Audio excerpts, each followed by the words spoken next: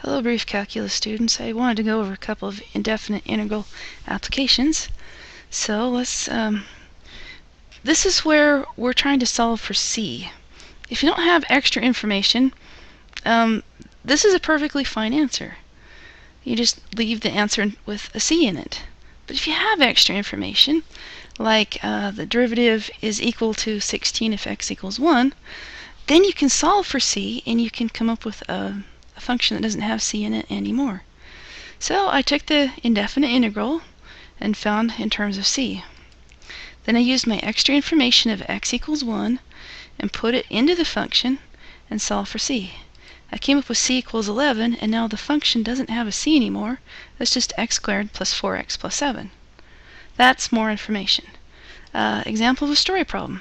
Remember that Mr. Frank Wilson, wrote the textbook. So he came up with this problem where he was driving from a stoplight onto a highway, and he came up with his velocity function in terms of miles per minute. So t is the number of minutes since he left the stoplight. And then he says, well, what's my position function, and how far, he actually wrote in terms of d for distance. So what's the total distance traveled in the first minute, and what's the total distance traveled in the second minute? Well, remember that when we took the derivative of a distance function, we found velocity. Well, now we'd like to take the velocity function and find the distance.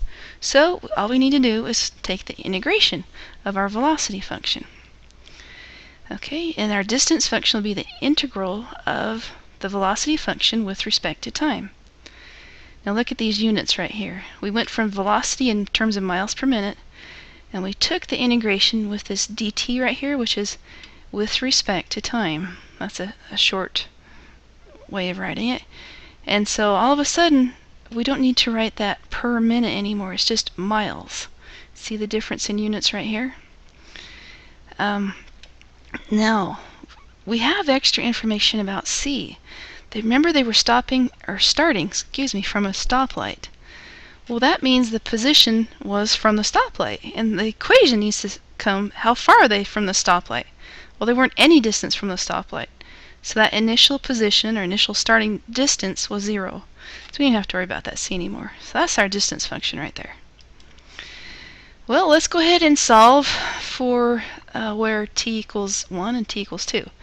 I was really lazy. I didn't want to do all the work, so I just put my function into y equals and went over to the table. Remember that second above graph gets you to the table, and here it is for 1 and 2.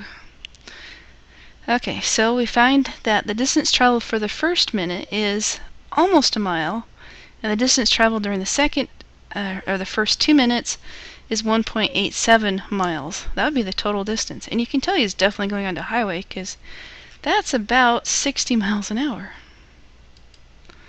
Okay, one more example. This is a website, lulu.com.